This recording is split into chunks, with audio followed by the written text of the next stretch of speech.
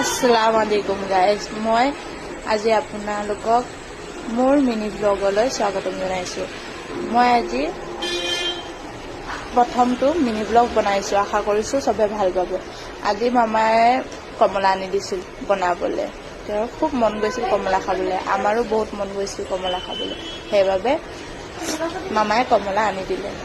মোৰ মাতটো ইগনৰ কৰিব দেই, মোৰ বহুত চৰ্দি কাহ জ্বৰ হৈ আছে। এয়া মই কমলাখিনি ধুই ল'লোঁ, ধনিয়াখিনি ধুই ল'লোঁ, তাৰপিছত এয়া মই গুচাবলৈ ৰেডি কৰিলোঁ। গুচোৱা হোৱাৰ পিছত এয়া তাৰপিছত ধুনীয়াকৈ সানি মেলি নিমখ জলকীয়া চাট মছলা চব দি সানি মেলি চবকে বাতি উলিয়াই দিলোঁ। এয়া মমাৰ মোৰ আৰু মোৰ ভণ্টিৰ, আৰু বলটোত মমাই খাব হেনো। এয়া কেনেকুৱা খোৱা, এয়া মামা খাইছে, বঢ়িয়া। এয়া মই, এয়া মা। Thank you guys.